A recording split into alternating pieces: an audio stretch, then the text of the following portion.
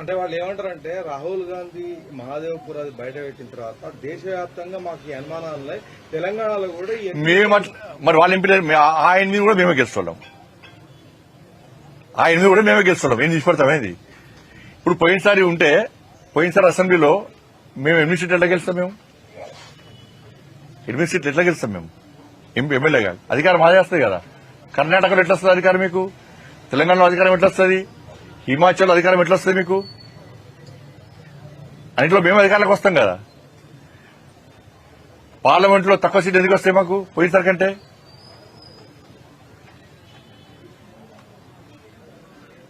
కాబట్టి ఇది అవగాహన లేకుండా మాట్లాడము, ఏదో బండి సంజయ్ తెలిస్తే బ్రేకింగ్లు వస్తాయని మాట్లాడము.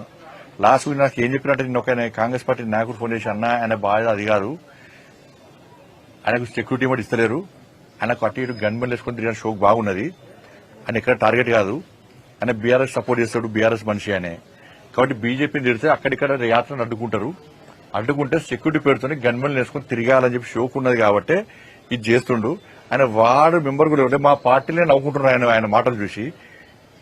ఈ తెలంగాణలో ఓటు చోరెక్కడిది, ఆ బీహార్లో చేస్తేనే మొత్తం డైమండ్ కథ లెక్క అయిపోయింది పరిస్థితి. ఆడ ఇక్కడ ఓటు చోరెక్కడిది.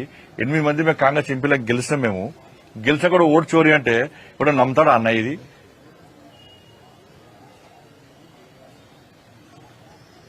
నేను గెలిచాక వెంటనే ఎందుకు ఎలక్షన్ కమిషన్ కంప్లైంట్ ఎందుకు ఇవ్వలే? ఎందుకు పిటిషన్ ఇవ్వలే? ఆయనను ఎవరు నియమించారో వాళ్ళ చెప్తున్న వాళ్ళే ఒప్పుకునే పరిస్థితి వచ్చింది. ఇవాళ ధన్యవాదాలు. తెలంగాణలో